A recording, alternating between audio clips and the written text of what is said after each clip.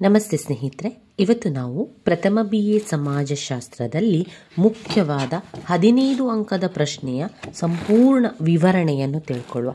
ಇದರಿಂದಾಗಿ ನಿಮಗೆ ಪರೀಕ್ಷೆಗೆ ತುಂಬಾ ಸುಲಭ ಆಗಲಿ ಎನ್ನುವಂಥ ಕಾರಣದಿಂದ ಆ 15 ಅಂಕದ ಪ್ರಶ್ನೆ ಮಾತ್ರ ನಾನಿವತ್ತು ನಿಮಗೆ ತಿಳಿಸ್ತಾ ಇರುವಂಥದ್ದು.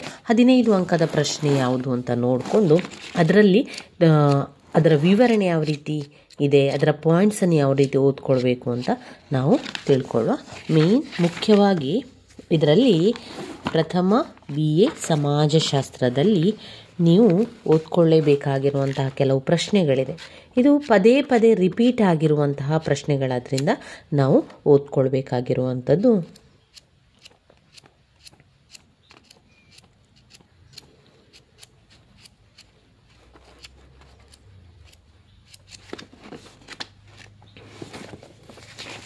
ಪುಟ ಸಂಖ್ಯೆ 382 ತೆಗೀರಿ. ಪುಟ ಸಂಖ್ಯೆ 382, ಹಾಗೆ ಅದರಲ್ಲಿ ಪುಟ ಸಂಖ್ಯೆ 376 ತೆಗೀರಿ. 376, ಪುಟ ಸಂಖ್ಯೆ 376ರಲ್ಲಿ ಇರುವಂತಹ ಘಟಕ 21 ಸಾಮಾಜಿಕ ಸ್ತರ ವಿನ್ಯಾಸ. ಇದು ವೆರಿ ಇಂಪಾರ್ಟೆಂಟ್ ಆಗಿರುವಂತಹ ಪ್ರಶ್ನೆ ಸ್ನೇಹಿತರೆ. ಇದರಲ್ಲಿ ಯಾವುದಾದ್ರೂ ಒಂದು ಪ್ರಶ್ನೆ ಆದರೂ ಕೂಡ ನಿಮ್ಮ ಪ್ರಶ್ನೆ ಪತ್ರಿಕೆಯಲ್ಲಿ ಇದ್ದೇ ಇರುವಂತಹ ಒಂದು ಪ್ರಶ್ನೆ. ಸಾಮಾಜಿಕ ಸ್ತರವಿನ್ಯಾಸದ ಗುಣಲಕ್ಷಣಗಳನ್ನು ತಿಳಿಸಿ, ಸಾಮಾಜಿಕ ಸ್ತರವಿನ್ಯಾಸದ ಬಗೆಗಳನ್ನು ತಿಳಿಸಿ, ಆಮೇಲೆ ಸಾಮಾಜಿಕ ಸ್ತರವಿನ್ಯಾಸದ ಕಾರ್ಯಗಳನ್ನು ತಿಳಿಸಿ. ಈ ಮೂರೂ ಕೂಡ ತುಂಬಾ ಮುಖ್ಯವಾಗಿರೋದ್ರಿಂದ ನಾನಿವತ್ತು ಅದನ್ನು ನಿಮಗೆ ತಿಳಿಸ್ಕೊಡ್ತೇನೆ. ಮೊದಲಿಗೆ ನೀವು ತಿಳ್ಕೊಳ್ಬೇಕಾಗಿರುವಂಥದ್ದು ಸಾಮಾಜಿಕ ಸ್ತರವಿನ್ಯಾಸ ಅಂದರೆ ಏನು, ಸಾಮಾಜಿಕ ಸ್ತರವಿನ್ಯಾಸದ ಅರ್ಥವನ್ನು ತಿಳ್ಕೊಳ್ಬೇಕು. ಯಾಕಂದರೆ ಕೆಲವೊಮ್ಮೆ ಅವರು 5 ಅಂಕಕ್ಕೆ ಸಾಮಾಜಿಕ ಸ್ತರವಿನ್ಯಾಸದ ಅರ್ಥವನ್ನು ತಿಳಿಸಿ ಅಂತ ಕೇಳ್ತಾರೆ, ಅಥವಾ ಸಾಮಾಜಿಕ ಸ್ತರವಿನ್ಯಾಸದ ವ್ಯಾಖ್ಯೆಯನ್ನು ತಿಳಿಸಿ ಅಂತ ಕೇಳಿದಾಗ ನಾವು ಸಂಪೂರ್ಣವಾಗಿ ಸಾಮಾಜಿಕ ಸ್ತರವಿನ್ಯಾಸ ಅಂದರೆ ಏನು, ಸಾಮಾಜಿಕ ಸ್ತರವಿನ್ಯಾಸದಲ್ಲಿ ಸಮಾಜಶಾಸ್ತ್ರಜ್ಞರು ಕೊಟ್ಟಿರುವಂತಹ ವ್ಯಾಖ್ಯೆಗಳು ಏನು, ಅವುಗಳನ್ನೆಲ್ಲ ಬರಿತಾ ಹೋಗಬೇಕಾಗ್ತದೆ. 5 ಅಂಕದ ಪ್ರಶ್ನೆ ಬಂದಾಗ 1-1.5 ಪುಟದಷ್ಟು ಬರಿಬೇಕಾಗ್ತದೆ. 10 ಅಂಕದ ಪ್ರಶ್ನೆ ಬಂದಾಗ 3ರಿಂದ 4 ಪುಟ ಆದರೂ ಕೂಡ ನೀವು ಬರಿಬೇಕಾಗ್ತದೆ.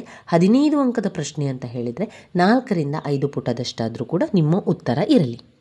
ಒಂದು ವೇಳೆ ನೀವು ತುಂಬಾ ಫಾಸ್ಟಾಗಿ ಬರಿತೀರಾ, ಬೇಗ ಉತ್ತರವನ್ನು ಬರಿತಿದ್ದೀರಾ ಅಂತಾದರೆ ಇನ್ನಷ್ಟು ಹೆಚ್ಚು ಪುಟಗಳನ್ನು ಕೂಡ ನೀವು ಬರಿತಾ ಹೋಗ್ಬೋದು.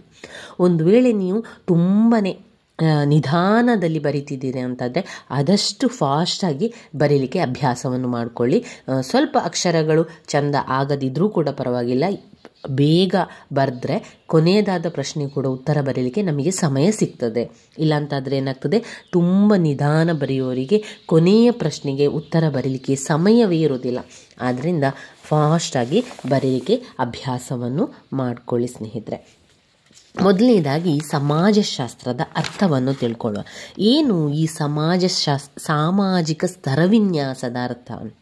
ಸಮಾಜಶಾಸ್ತ್ರ ಎನ್ನುವಂಥದ್ದು ನಮ್ಮ ಸುತ್ತಮುತ್ತಲಿನ ಜೀವನದ ಬಗ್ಗೆ, ನಮ್ಮ ಸುತ್ತಮುತ್ತಲು ಆಗು ಹೋಗುವಂತಹ ಎಲ್ಲ ಘಟನೆಗಳ ಬಗ್ಗೆ ತಿಳಿದುಕೊಳ್ಳುವಂಥದ್ದು ಸಮಾಜಶಾಸ್ತ್ರ.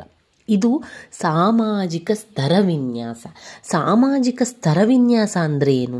ನಮಗೆ ಒಂದು ಸ್ತರವಿನ್ಯಾಸ ಅಂತ ಹೇಳಿದ ಕೂಡಲೇ ನಮಗೆ ಒಂದು ಮನಸ್ಸಲ್ಲಿ ಬರುವಂತಹ ಒಂದು ವಿಚಾರ ಅಂದರೆ ಸ್ತರ, ಒಂದೊಂದು ಸ್ತರವಿನ್ಯಾಸ ಅಂದರೆ ಮೇಲು ಕೀಳು ಎನ್ನುವಂತಹ ಒಂದು ವಿಚಾರ ಅಂತ.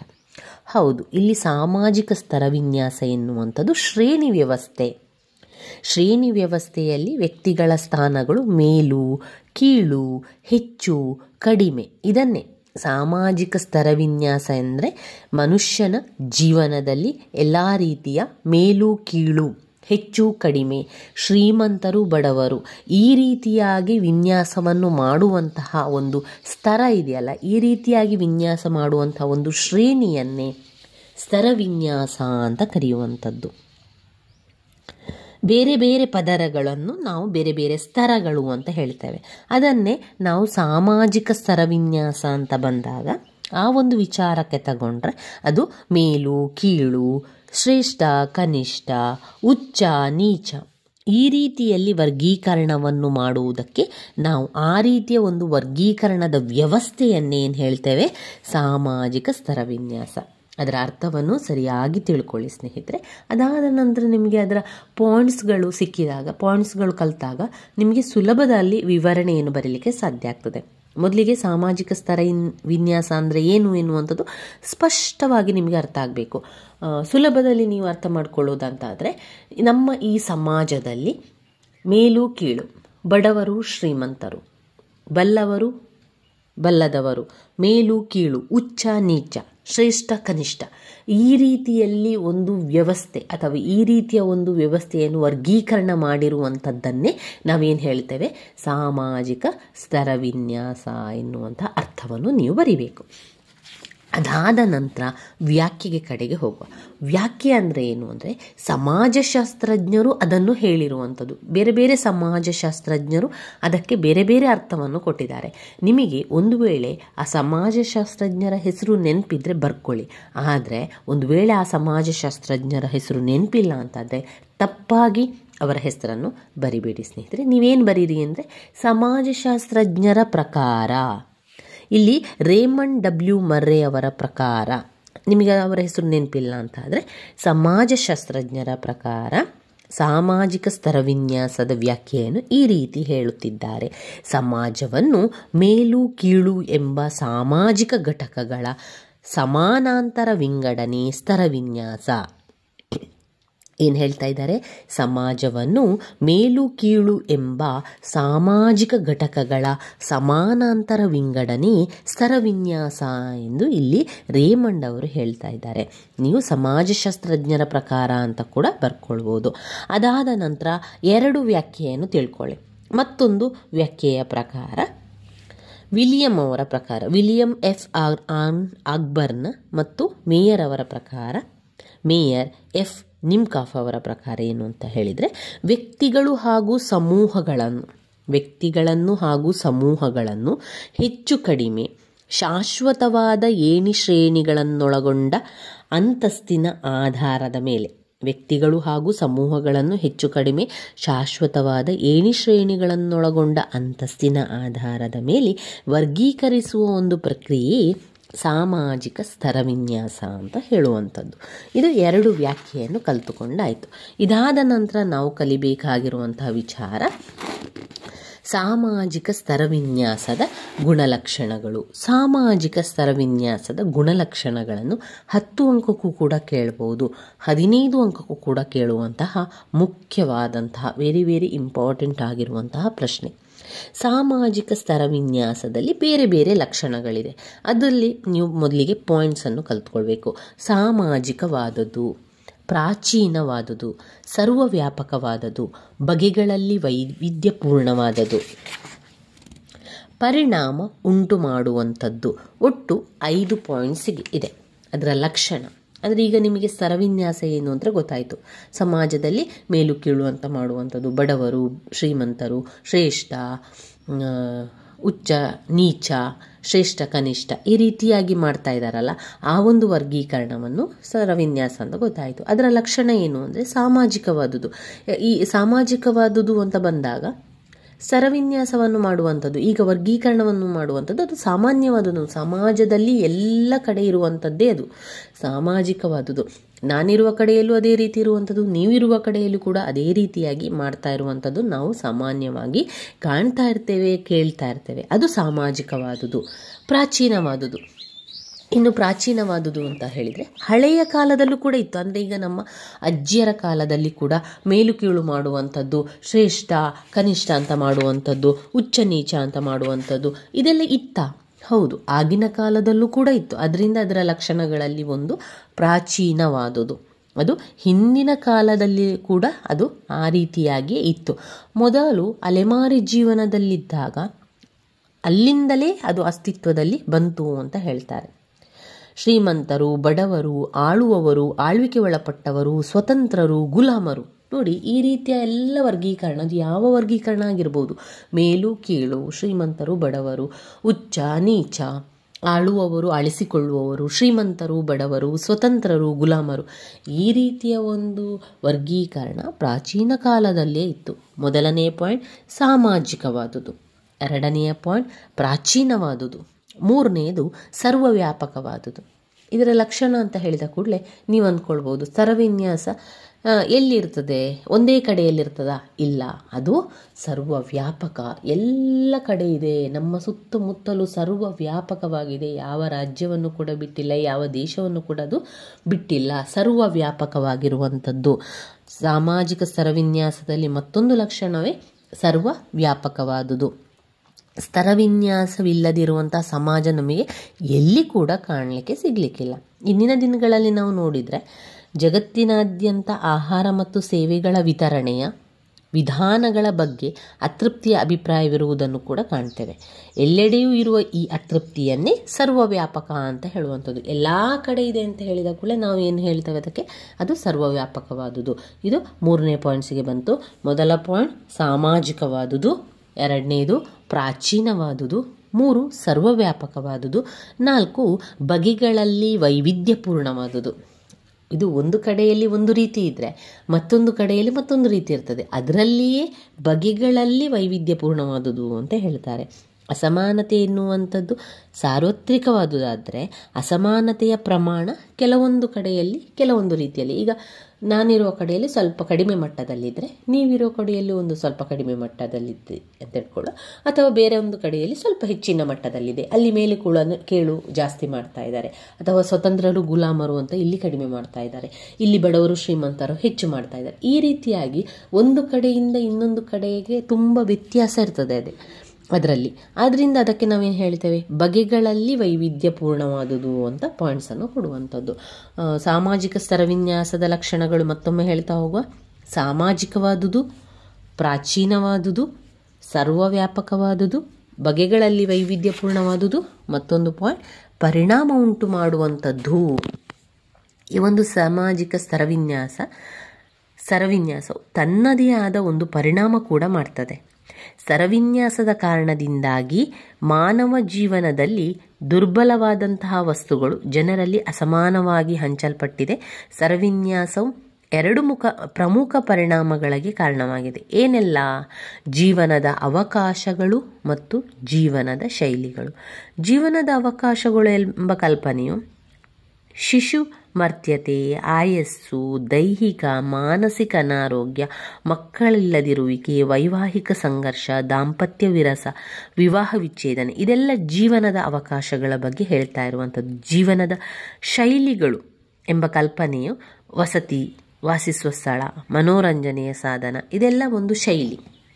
ಜೀವನದ ಅವಕಾಶಗಳು ಮತ್ತು ಜೀವನದ ಶೈಲಿಯಲ್ಲಿಯೂ ಕೂಡ ಅದು ಪರಿಣಾಮವನ್ನು ಬೀಳ್ತದೆ. 2 ಕಡೆಗಳಲ್ಲಿ ಇದು ಪರಿಣಾಮವನ್ನು ಬೀಳ್ತದೆ. ಒಂದು ಜೀವನದಲ್ಲಿ ಬರುವಂಥ ಅವಕಾಶಗಳು, ಚಿಕ್ಕ ವಯಸ್ಸಿನಿಂದ ನಾವು ಹಿಡಿದು ನಮಗೆ ವಿದ್ಯಾಭ್ಯಾಸಕ್ಕೆ ಒಂದು ಅವಕಾಶ, ಮದುವೆಗೆ ಒಂದು ಅವಕಾಶ, ಮಕ್ಕಳಾಗುವಂಥ ಅವಕಾಶ, ಜೀವನದಲ್ಲಿ ಖುಷಿಯಾಗಿರುವಂಥ ಈ ರೀತಿಯ ಒಂದು ಅವಕಾಶ ಇದೆಯಲ್ಲ, ಅಲ್ಲಿಗೆ ಪರಿಣಾಮ ಬೀರುವಂಥದ್ದು ಸ್ತರವಿನ್ಯಾಸ. ಮತ್ತೊಂದು ಪರಿಣಾಮ ಎಲ್ಲಿ ಬೀಳ್ತದೆ ಅಂದರೆ ಜೀವನದ ಶೈಲಿಯಲ್ಲಿ. ನಾವು ಯಾವ ರೀತಿ ಮನೋರಂಜನೆ ಮಾಡ್ತಾ ಇದ್ದೇವೆ, ನಮ್ಮ ಒಂದು ಮನೆ ಯಾವ ರೀತಿ ಇದೆ, ದೊಡ್ಡ ಮನೆ, ಸಣ್ಣ ಮನೆ, ಆ ರೀತಿಯಾಗಿ ಎಲ್ಲ ವೈಭವ ಇರುವಂಥದ್ದು, ಆ ರೀತಿಯಾಗಿರುವಂಥದ್ದು ಅದು ಜೀವನದ ಶೈಲಿಗಳಿಗೆ ಸಂಬಂಧಪಟ್ಟದ್ದು. ಆದ್ದರಿಂದ ಸಾಮಾಜಿಕ ಸ್ತರವಿನ್ಯಾಸವು 2 ವಿಷಯಗಳಿಗೆ ಸಂಬಂಧಪಟ್ಟಂತೆ ಪರಿಣಾಮ ಉಂಟು ಮಾಡುವಂಥದ್ದು: ಜೀವನದ ಅವಕಾಶಗಳಿಗೆ ಮತ್ತು ಜೀವನದ ಶೈಲಿಗಳಿಗೆ. ಇದು ಸಾಮಾಜಿಕ ಸ್ತರವಿನ್ಯಾಸದ ಲಕ್ಷಣಗಳಲ್ಲಿ ಬರುವಂಥದ್ದು. ಅದನ್ನು ಸರಿಯಾಗಿ ತಿಳ್ಕೊಳ್ಳಿ. ಸಾಮಾಜಿಕವಾದುದು, ಪ್ರಾಚೀನವಾದುದು, ಸರ್ವವ್ಯಾಪಕವಾದುದು, ಬಗೆಗಳಲ್ಲಿ ವೈವಿಧ್ಯಪೂರ್ಣವಾದುದು, ಪರಿಣಾಮ ಉಂಟು ಮಾಡುವಂಥದ್ದು. ಇವಿಷ್ಟು ಆದಮೇಲೆ ಬಗೆಗಳು. ಸಾಮಾಜಿಕ ಸ್ತರವಿನ್ಯಾಸ. ಈಗ ನಾವು ಮೇಲು ಕೀಳು ಮಾಡ್ತೇವೆ, ಬಡವರು ಶ್ರೀಮಂತರಂತ ಮಾಡ್ತೇವೆ, ಎಲ್ಲ ಸರಿ. ಅದರ ಬಗೆಗಳೇನು, ಅದರ ಟೈಪ್ಸ್ ಏನು, ಏನೆಲ್ಲ ವಿಧಗಳಿದೆ ಅದರಲ್ಲಿ ಅಂತ ಕೇಳ್ತಾರೆ. ಇದು ಕೂಡ ತುಂಬಾ ಇಂಪಾರ್ಟೆಂಟ್ ಆಗಿರುವಂತಹ ಪ್ರಶ್ನೆ. ಸಾಮಾಜಿಕ ಸ್ತರವಿನ್ಯಾಸದ ಬಗೆಗಳನ್ನು ವಿವರಿಸಿ. ಇದರಲ್ಲಿ ಮುಖ್ಯವಾಗಿ 4 ಬಗೆಗಳನ್ನು ಕಾಣುತ್ತೇವೆ. 1 ಗುಲಾಮಗಿರಿ, 2 ಎಸ್ಟೇಟ್, 3 ಜಾತಿ, 4 ವರ್ಗ ಪದ್ಧತಿ. ಆ ಪಾಯಿಂಟ್ಸನ್ನು ಸರಿಯಾಗಿ ಕಲಿತುಕೊಳ್ಳಿ. ಗುಲಾಮಗಿರಿ, ಎಸ್ಟೇಟ್, ಜಾತಿ, ವರ್ಗ ಪದ್ಧತಿ. ಸಾಮಾಜಿಕ ಸ್ತರವಿನ್ಯಾಸದಲ್ಲಿ 4 ಬಗೆಗಳನ್ನು ಗುರುತಿಸಲಾಗಿದೆ.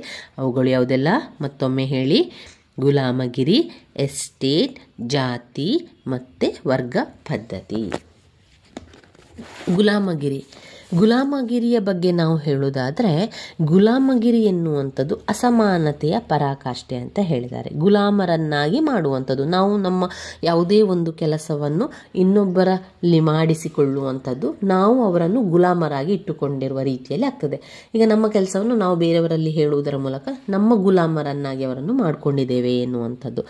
ಈ ಗುಲಾಮಗಿರಿ ಪದ್ಧತಿ ಬೇರೆ ಬೇರೆ ಅರ್ಥವನ್ನು ಕೊಡ್ತದೆ. ಇನ್ನು ಹಿಂದಿನ ಕಾಲದಲ್ಲಿ ಹೋದರೆ ಜಮೀನನ್ನು ನೋಡಿಕೊಳ್ಳಿಕ್ಕೆ ಗುಲಾಮರನ್ನು ಮಾಡ್ತಾಯಿದ್ರು, ಗುಲಾಮಗಿರಿ ಪದ್ಧತಿಯಲ್ಲಿ ಮಾಡ್ತಾಯಿದ್ರು. ಕೆಟ್ಟ ರೀತಿಯ ಒಂದು ವ್ಯವಸ್ಥೆ ಅಂತ ಹೇಳ್ಬೋದು. ಅದು ಪ್ರಾಚೀನ ಕಾಲದಿಂದಲೂ ಕೂಡ ಈ ಗುಲಾಮಗಿರಿ ಪದ್ಧತಿ ವ್ಯವಸ್ಥೆ ಇತ್ತು. ಗುಲಾಮಗಿರಿಗೆ ಎನ್ನುವಂಥದ್ದು ಏನಾಗ್ತದೆ, ಅದೊಂದು ಅಸಮಾನತೆ, ಅದೊಂದು ಕೆಟ್ಟದಾದ ಒಂದು ರೂಪ, ಅದೊಂದು ಕೆಟ್ಟದಾದ ವ್ಯವಸ್ಥೆ ಅಂತ ಹೇಳ್ಬೋದು.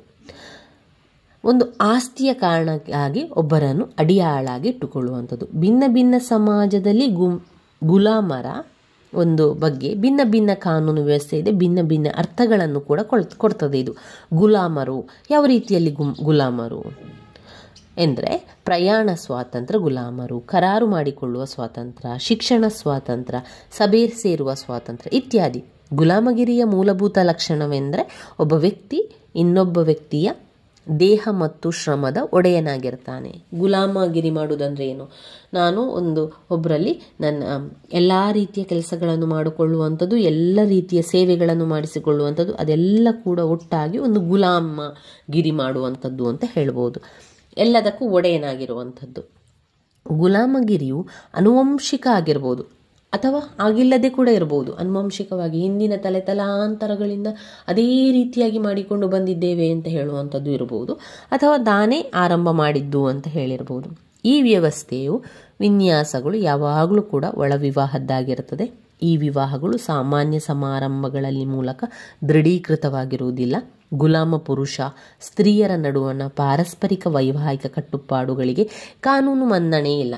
ಇಲ್ಲಿ ಒಬ್ಬರನ್ನು ಗುಲಾಮರನ್ನಾಗಿಟ್ಟುಕೊಂಡು ಮದುವೆ ಮಾಡಿಕೊಳ್ಳುವಂಥದ್ದು, ಇದಕ್ಕೆ ಕಾನೂನು ಮನ್ನಣೆಯೇ ಇರುವುದಿಲ್ಲ. ಗುಲಾಮ ದಂಪತಿಗಳಲ್ಲಿ ಯಾರೊಬ್ಬರನ್ನಾದರೂ ಮಾರುವ ಅಥವಾ ಗುಲಾಮರ ಒಡೆಯರ ಹೆಣ್ಣನ್ನು ಬಲಾತ್ಕಾರಿಸಿ ತನ್ನೊಟ್ಟಿಗೆ ಇರಿಸಿಕೊಳ್ಳುವುದರ ಮೂಲಕ ದಂಪತಿಗಳು ಬೇರೆ ಬೇರೆಯಾಗುವಂತಹ ಭಯ ಯಾವಾಗಲೂ ಈ ಒಂದು ಗುಲಾಮಗಿರಿ ಪದ್ಧತಿಯಲ್ಲಿ ಇರ್ತದೆ. ಗುಲಾಮ ವ್ಯವಸ್ಥೆ ಸಾಮಾನ್ಯವಾಗಿ ಚಲನಶೀಲತೆಗೆ ಅವಕಾಶ ನೀಡುತ್ತಿರಲಿಲ್ಲ. ಗುಲಾಮಗಿರಿ ಪದ್ಧತಿಯು ತುಂಬ ಪ್ರಾಚೀನ ಕಾಲದಿಂದಲೂ ಕೂಡ ಅಸ್ತಿತ್ವದಲ್ಲಿತ್ತು. ಶತಮಾನಗಳು ಕಳೆದಂತೆಲ್ಲ ಈ ವ್ಯವಸ್ಥೆಯಲ್ಲಿ ಸ್ವಲ್ಪ ಸ್ವಲ್ಪ ಬದಲಾವಣೆಗಳೇ ಆಗ್ತಾ ಬಂದವು. 19ನೇ ಶತಮಾನದ ಮಧ್ಯದ ವೇಳೆಗೆ ಏನಾಯಿತು, ಈ ಗುಲಾಮಗಿರಿ ಪದ್ಧತಿಯು ಅತ್ಯಂತ ಪ್ರಮುಖ ಸಾಮಾಜಿಕ ಸಂಸ್ಥೆ ಆಯಿತು. ಇದಾದ ನಂತರ ನಾವು ನೋಡುವುದಾದರೆ ಎಸ್ಟೇಟ್ ವ್ಯವಸ್ಥೆ.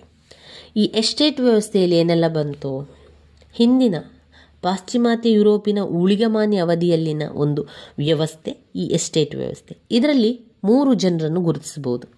1 ಪುರೋಹಿತರು, 2 ಹೋರಾಡುವವರು, 3 ದುಡಿಯುವವರು. ಊಳಿಗಮಾನ್ಯ ಅವಧಿಯ ಶ್ರೇಣಿ ವ್ಯವಸ್ಥೆಯ ಮೂಲಭೂತ ಅಂಶಗಳಾಗಿ ಈ ಪುರೋಹಿತರಿರ್ಬೋದು, ಹೋರಾಡುವವರು, ದುಡಿಯುವವರು, ಈ ರೀತಿಯ ಒಂದು ವಿನ್ಯಾಸ ಆಯಿತು. ಪುರೋಹಿತರು ಎಂದರೆ ಪುರೋಹಿತ ವರ್ಗದವರು, ಅದು ಎಲ್ಲ ರೀತಿಯ ಧರ್ಮಕ್ಕೂ ಸಂಬಂಧಪಟ್ಟಂತೆ ಪುರೋಹಿತರು. ಚರ್ಚಿಗೆ ಸಂಬಂಧಪಟ್ಟಂತೆ ಚರ್ಚಿಗೆ ಅಗಾಧವಾದ ಭೂಮಿ ಕಾಣೆಗಳು ಇದ್ದುದರಿಂದ ಲೌಕಿಕ ಅಧಿಕಾರಶಾಹಿಯೊಂದಿಗೆ ಊಳಿಗಮಾನ್ಯ ಸಂಬಂಧಗಳು ಇರಿಸಿಕೊಂಡಿದ್ದುದರಿಂದ ಅವುಗಳ ಅಧಿಕಾರದ ಪ್ರಭಾವ ಅಧಿಕವಾಗಿತ್ತು. ಚರ್ಚು ತನ್ನ ಸದಸ್ಯತ್ವಕ್ಕೆ ಇತರ ದರ್ಜೆಯ ಜನರಿಂದಲೂ ಆಯ್ಕೆ ಮಾಡುತ್ತಿದ್ದು, ಚರ್ಚಿನ ಧಾರ್ಮಿಕ ಶ್ರೇಣಿಯಲ್ಲಿನ ಅಂತಸ್ತುಗಳಿಗೆ ತಕ್ಕಂತೆ ಸಾಮಾನ್ಯವಾಗಿ ಸದಸ್ಯತ್ವ ಆಯ್ಕೆ ನಡೆಯುತ್ತಿತ್ತು. ಚರ್ಚಿನ ಪ್ರಮುಖ ಗುರು ಸ್ಥಾನಗಳಿಗೆ ಪುರೋಹಿತರ ವರ್ಗದ ಉನ್ನತರಿಂದ ಆರಿಸುತ್ತಿದ್ದರು. ಚರ್ಚಿನ ಪುರೋಹಿತ ವರ್ಗದ ಶ್ರೇಣಿ ಸಂಕುಲದಲ್ಲಿ ಶ್ರೀಮಂತ ಮತ್ತು ಬಲಾಢ್ಯ ಬಿಷಪ್ ಮತ್ತು ಚರ್ಚ್ನ ಬಿಷಪ್ರಿಂದ ಹಿಡಿದು ಕೆಳವರ್ಗದ ಪಾದ್ರಿಯವರೆಗೂ ಕೂಡ ಇರುತ್ತಿದ್ದರು. ಈ ಗ್ರಾಮ ಪಾದ್ರಿಗಳ ಜೀವನ ಶೈಲಿ ಅವರ ಸುತ್ತಮುತ್ತಲಿರುವ ಹಳ್ಳಿ ರೈತರ ಜೀವನ ಶೈಲಿಯಂತೆ ಇರುತ್ತಿತ್ತು.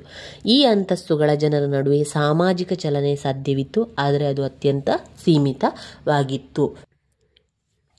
ಹೋರಾಡುವವರು ಅಂದರೆ ಯಾರು? ಸೇನಾನುಚಾರರು, ಸೈನಿಕರು. ಸೈದ್ಧಾಂತಿಕವಾಗಿ ಭೂಮಿಯು ರಾಜನಿಗೆ ಸೇರಿದ್ದು ರಾಜನ ಅಥವಾ ದೊಡ್ಡ ಜಮೀನ್ದಾರರಿಗೆ ಸಂಬಂಧಿಸಿದ ಕಾಳಗದಲ್ಲಿ ಸೇವೆ ಸಲ್ಲಿಸಿದ ಯಾವುದೇ ವ್ಯಕ್ತಿಯ ಸ್ವಾಮಿನಿಷ್ಠೆಗೆ ಪ್ರತಿಫಲವಾಗಿ ನೈಟ್ಹುಡ್ ಅನ್ನು ನೀಡಲಾಗುತ್ತಿತ್ತು. ಈ ಬಿರುದಿನ ಜೊತೆಗೆ ಸಾಮಾನ್ಯವಾಗಿ ಜಮೀನುಗಳನ್ನು ನೀಡಲಾಗ್ತಾ ಇತ್ತು.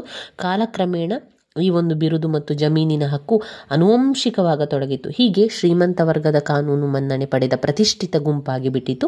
ಶ್ರೀಮಂತ ಸ್ಥಾನಮಾನ ಪೀಳಿಗೆಯಿಂದ ಪೀಳಿಗೆಗೆ ಮುಂದುವರಿದು ಶ್ರೀಮಂತರಿಗೆ ವಂಶ ಪಾರಂಪರವಾಗಿ ಅದು ಉಳಿಯಿತು ಹೋರಾಡುವವರ ಒಂದು ವ್ಯವಸ್ಥೆಯಲ್ಲಿ.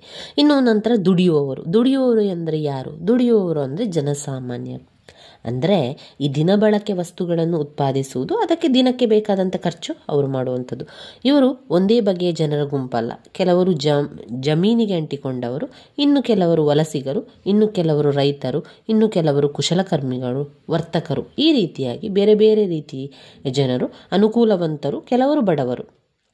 ಉತ್ಪಾದನೆ ಮತ್ತು ವ್ಯಾಪಾರ ಹೆಚ್ಚು ಆದಂತೆಲ್ಲ ಪ್ರಮುಖ ವರ್ಗ ಅಂದರೆ ಬೆಳೆಯುತ್ತಿರುವ ಬಂಡವಾಳಶಾಹಿಗಳ ಗುಂಪು ಅತ್ಯಂತ ಶ್ರೀಮಂತ ವರ್ಗವಾಗತೊಡಗಿತ್ತು. ಅದರಲ್ಲಿಯೇ ಕೆಲವರು ಶ್ರೀಮಂತರಾದರೂ ಕೆಲವರು ಬಡವರಾಗಿ ಉಳಿದುಕೊಂಡಿರುವಂಥದ್ದನ್ನು ಕಾಣ್ಬೋದು. ಇದು ಎಸ್ಟೇಟ್ ವ್ಯವಸ್ಥೆಯಲ್ಲಿ ಕಾಣುವಂತಹ ಮೂರು ವ್ಯವಸ್ಥೆ, ಮೂರು ಜನರು.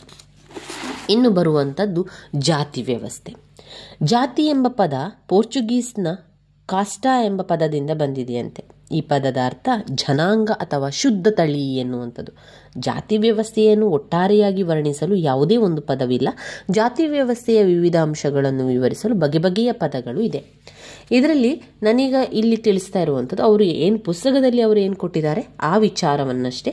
ಇನ್ನಷ್ಟು ಹೆಚ್ಚಿನ ವಿಚಾರಗಳು ನಿಮಗೆ ಬೇಕು, ಇದಕ್ಕೆ ಸಂಬಂಧಪಟ್ಟಂತಹ ಮಾಹಿತಿಗಳು ಇನ್ನಷ್ಟು ಬೇಕು ಅಂತಾದರೆ ನೀವು ಗೂಗಲಲ್ಲಿ ಸರ್ಚ್ ಮಾಡಿ ತಿಳ್ಕೊಳ್ಬೋದು, ಅಥವಾ ಇನ್ನಿತರ ಯಾವುದೇ ಪುಸ್ತಕವನ್ನು ನೋಡಿ ತಿಳ್ಕೊಳ್ಬೋದು. ಇಲ್ಲಿ ನಾನು ವಿವರಿಸುವಂಥದ್ದು ಅವರು ಕೊಟ್ಟಿರೋ ವಿಚಾರವನ್ನಷ್ಟೇ ಹೊರತು ಹೊರಗಿನ ವಿಚಾರ ಅಲ್ಲ. ಇಲ್ಲಿ ಅವರು ಜಾತಿ ಅಥವಾ ವರ್ಣ ವ್ಯವಸ್ಥೆಯನ್ನು ಮುಖ್ಯವಾಗಿ ವರ್ಣ ವ್ಯವಸ್ಥೆಯಲ್ಲಿ 4 ವರ್ಗಗಳನ್ನಾಗಿ ಮಾಡ್ತಾರೆ. ಸಾಮಾಜಿಕ ಗೌರವಾರ್ಹತೆ ಆಧಾರದ ಮೇಲೆ ಈ ವರ್ಗಗಳನ್ನು ಭಿನ್ನ ಭಿನ್ನ ಅಂತಸ್ತುಗಳಲ್ಲಿ ರೂಪಿಸ್ತಾರೆ. ಬ್ರಾಹ್ಮಣ ವರ್ಗ, ಕ್ಷತ್ರಿಯ ವರ್ಗ, ವೈಶ್ಯ, ಶೂದ್ರ ವರ್ಗ, ಈ 4 ಗುಂಪುಗಳನ್ನಾಗಿ ಮಾಡಿದ್ದಾರೆ. ಇವರು ಎಲ್ಲರಿಗಿಂತ ಈ 4 ಗುಂಪುಗಳಾಚೆ ಇರುವಂಥವರು ಅಸ್ಪೃಶ್ಯರಿದ್ದರೂ ಕೂಡ ಅವರು ಬೇರೆ ಒಂದು ಗುಂಪಾಗಿ ಇದ್ದರು, ಆ ಕೆಳಗಿನ ಸ್ಥಾನದಲ್ಲಿ ಕೂಡ ಇದ್ದರು. ಜಾತಿ ಎಂದರೆ ಸ್ಥಳೀಯವಾಗಿ ಒಂದು ವ್ಯಾಖ್ಯಾನ ಮಾಡುವಂಥದ್ದು ಗುಂಪುಗಳ ಒಂದು ವ್ಯವಸ್ಥೆ. ಅನೇಕ ಜಾತಿಗಳು ಸಂಘಟಿತವಾಗಿರುತ್ತದೆ. ಅತ್ಯಂತ ವಿಶದವಾಗಿ ರೂಪಿತವಾಗಿರುವಂಥ ಜಾತಿ ವ್ಯವಸ್ಥೆಯಲ್ಲಿ ಬೇರೆ ಬೇರೆ ಪ್ರದೇಶಕ್ಕೆ ಸಂಬಂಧಪಟ್ಟಂತೆ ಬೇರೆ ರೀತಿಯ ವರ್ಣನೆಯನ್ನು ಮಾಡ್ತಾರೆ. ಜಾತಿ ಎನ್ನುವಂಥದ್ದು ಒಂದು ಬದಲಾಯಿಸಲಾಗದ ಪ್ರತಿಷ್ಠೆ ವ್ಯವಸ್ಥೆ. ಸಾಮಾನ್ಯವಾಗಿ ಜಾತಿಯ ಆಧಾರದ ಮೇಲೆ ಸಾಮಾಜಿಕ ದೈನಂದಿನ ವ್ಯವಹಾರಗಳು ನಡೆಯಲು ಸಾಧ್ಯ ಆಗ್ತಾ ಇದೆ. ಈ ಜಾತಿ ವರ್ಗೀಕರಣಕ್ಕೆ ಆಧಾರವಾಗಿ ಹಲವಾರು ಲಕ್ಷಣಗಳು. ಜಾತಿ ಹುಟ್ಟಿನಿಂದ ಬರುವಂಥದ್ದು. ಹುಟ್ಟುವ ಮಗು ತನ್ನ ತಂದೆ ತಾಯಿಯ ಜಾತಿಯ ಅಂತಸ್ತನ್ನು ಪಡೆದುಕೊಂಡು ಅದೇ ಅಂತಸ್ತಿನಲ್ಲಿ ತನ್ನ ಜೀವನದುದ್ದಕ್ಕೂ ಇರಬೇಕಾಗ್ತದೆ. ಜಾತಿ ಒಳಗಡೆಯೇ ಮೇಲ್ಮುಖ ಮತ್ತು ಕೆಳಮುಖ ಚಲನೆ ಕೂಡ ಸಾಧ್ಯವಾಗಬಹುದು. ಉದಾಹರಣೆಗೆ ಒಬ್ಬ ಒಕ್ಕಲಿಗ ಜಾತಿಗೆ ಸೇರಿದ ವ್ಯಕ್ತಿ ಶ್ರೀಮಂತನಾಗಬಹುದು ಅಥವಾ ಬಡವನಾಗಬಹುದು, ಆದರೆ ಜಾತಿ ರೇಖೆಯಿಂದಾಚೆಗಿನ ಚಲನೆ ಸಾಧ್ಯವಾಗದು. ಇಲ್ಲಿ ಜಾತಿ ವ್ಯವಸ್ಥೆ ಎನ್ನುವಂಥದ್ದು ಅಲ್ಲೇ ಇರ್ತದೆ. ಹುಟ್ಟಿನಿಂದ ಮಗು ಒಂದು ಜಾತಿಯಲ್ಲಿ ಬಂದಿದ್ದಾನೆ ಅಂತಾದರೆ ಅದು ಅವನು ಸಾಯುವ ತನಕ ಅದೇ ಜಾತಿಯಲ್ಲಿರುವಂಥವನು, ಅಥವಾ ಅವನು ಶ್ರೀಮಂತನಾಗ್ಬೋದು ಬಡವನಾಗ್ಬೋದು, ಅದರಲ್ಲಿ ವ್ಯತ್ಯಾಸ ಬರ್ತದೆ ಹೊರತು ಜಾತಿಯಲ್ಲಿ ವ್ಯತ್ಯಾಸ ಬರುವುದಿಲ್ಲ. ಇನ್ನು ಸಾಮಾಜಿಕ ವರ್ಗ ಅಂತ ಬಂದಾಗ ಸಮಾಜದಲ್ಲಿ ಕಂಡುಬರುವಂತಹ ಸಾಮಾಜಿಕ ಸ್ತರವಿನ್ಯಾಸದ ಪ್ರಮುಖ ಬಗೆ ಅಂದರೆ ಸಾಮಾಜಿಕ ವರ್ಗ.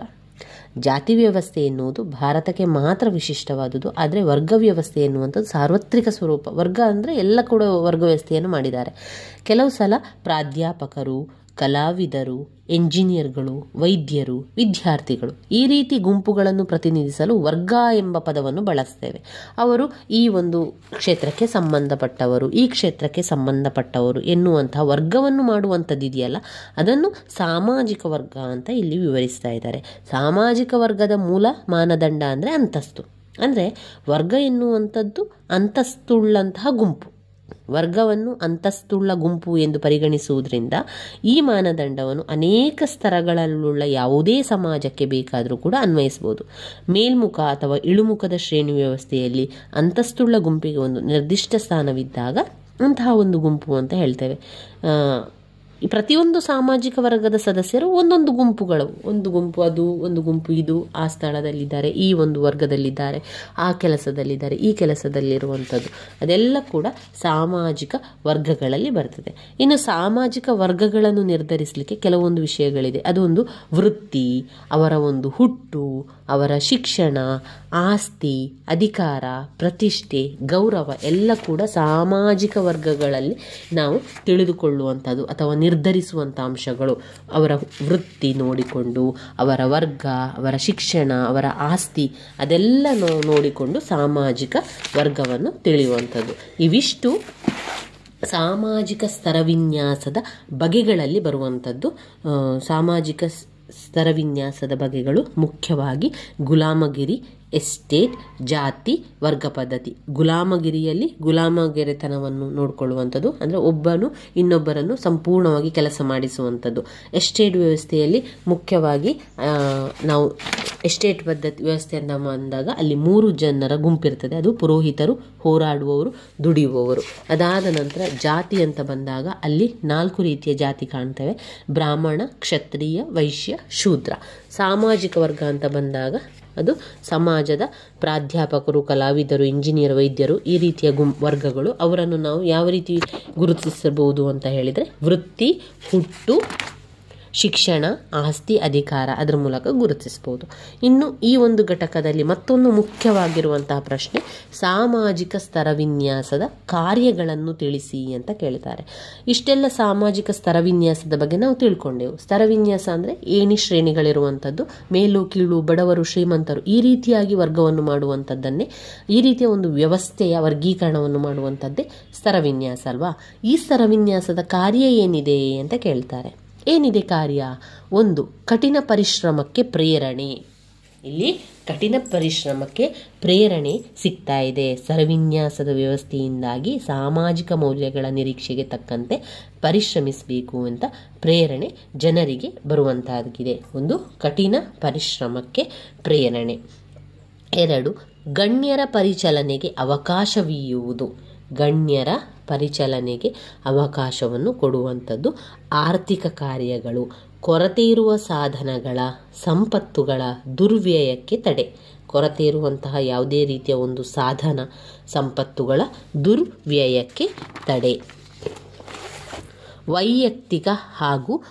ವೈಯಕ್ತಿಕ ಹಾಗೂ ಗುಂಪು ಸಂಬಂಧಗಳು ಮತ್ತು ಭಾಗವಹಿಸುವಿಕೆಯ ನಿರ್ದೇಶನ ಮತ್ತು ನಿಯಂತ್ರಣಗಳು.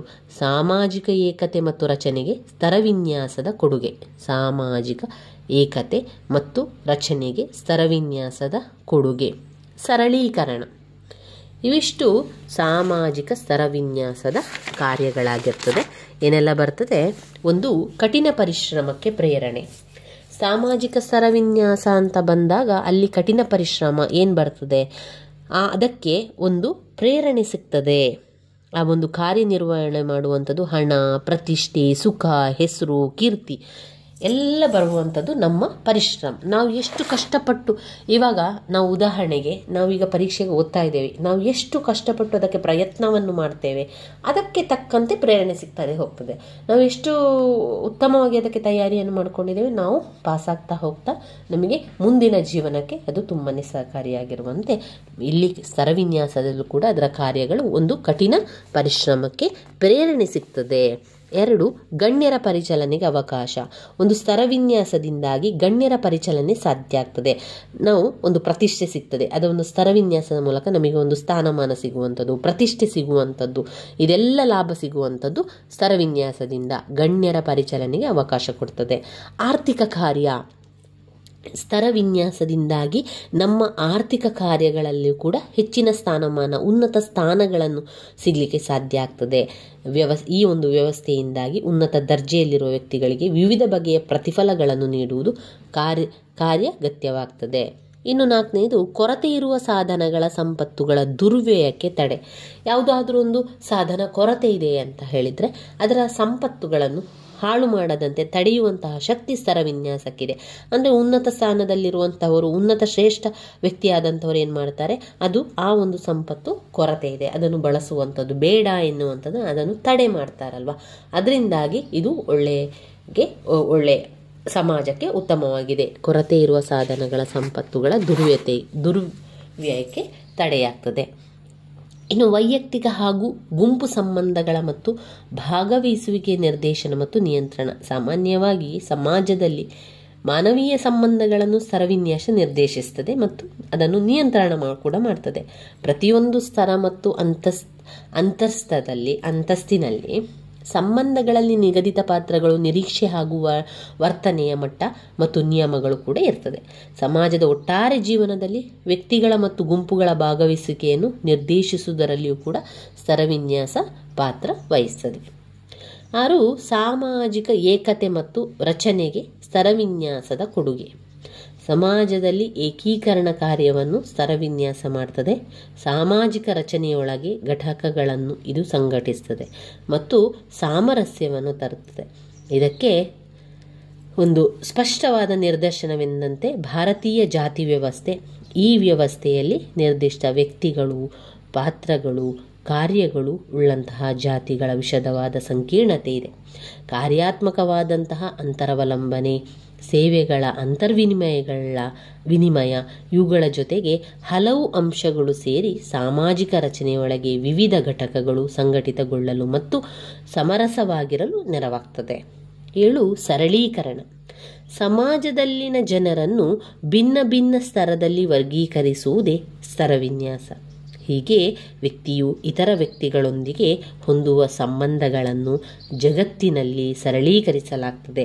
ಪ್ರಾಥಮಿಕ ಗುಂಪುಗಳಲ್ಲಿ ವ್ಯಕ್ತಿಯು ಇತರ ವ್ಯಕ್ತಿಗಳೊಂದಿಗೆ ಹೇಗೆ ವರ್ತಿಸಬೇಕು ಎನ್ನುವುದರ ಬಗ್ಗೆ ಕೂಡ ಹೆಚ್ಚು ತಿಳುವಳಿಕೆ ಬೇಕಿಲ್ಲ. ಇದೆಲ್ಲ ಸರಳೀಕರಣ ಮಾಡ್ತದೆ ಎನ್ನುವಂಥದ್ದು. ಇವಿಷ್ಟು ಸಾಮಾಜಿಕ ಸ್ತರವಿನ್ಯಾಸದ ಕಾರ್ಯಗಳು. ಈ ಒಂದು ಘಟಕದಲ್ಲಿರುವಂತಹ 3 ವಿಷಯ ಕೂಡ ತುಂಬಾ ಇಂಪಾರ್ಟೆಂಟ್ ಆಗಿರುವಂಥದ್ದು. ಅದನ್ನು ಸ್ಕಿಪ್ ಮಾಡಬೇಡಿ, 3 ಕೂಡ ಓದ್ಕೊಳ್ಳಿ. ತುಂಬಾ ಸುಲಭ ಇದೆ ಸ್ನೇಹಿತರೆ. ಸಾಮಾಜಿಕ ಸ್ತರವಿನ್ಯಾಸದ ಅರ್ಥ, ವ್ಯಾಖ್ಯೆ, ಅದರ ಗುಣಲಕ್ಷಣಗಳನ್ನು ತಿಳ್ಕೊಳ್ಳಿ, ಅದರ ಬಗೆಗಳನ್ನು ತಿಳ್ಕೊಳ್ಳಿ, ಆಮೇಲೆ ಅದರ ಕಾರ್ಯಗಳು. ಸಾಮಾಜಿಕ ಸ್ತರವಿನ್ಯಾಸದ ಗುಣಲಕ್ಷಣ, ಸಾಮಾಜಿಕ ಸ್ತರವಿನ್ಯಾಸದ ಬಗೆಗಳು, ಸಾಮಾಜಿಕ ಸ್ತರವಿನ್ಯಾಸದ ಕಾರ್ಯಗಳು. ವೆರಿ ವೆರಿ ಇಂಪಾರ್ಟೆಂಟ್ ಆಗಿರುವಂತಹ ಪ್ರಶ್ನೆ ಆಗಿದೆ. ಅದನ್ನೆಲ್ಲ ಕೂಡ ಓದ್ಕೊಳ್ಳಿ. ತುಂಬಾ ಸುಲಭವಾಗಿದೆ ಸ್ನೇಹಿತರೆ. ನನ್ನ ವಿಡಿಯೋಸ್ ಎಲ್ಲ ನಿಮಗೆ ಇಷ್ಟ ಆಗ್ತಾ ಇದ್ದರೆ ಲೈಕ್ ಕೊಡಿ, ಶೇರ್ ಮಾಡಿ, ಹಾಗೆ ಸಬ್ಸ್ಕ್ರೈಬ್ ಮಾಡಲಿಕ್ಕೆ ಮರಿಬೇಡಿ ಸ್ನೇಹಿತರೆ. ಧನ್ಯವಾದಗಳು.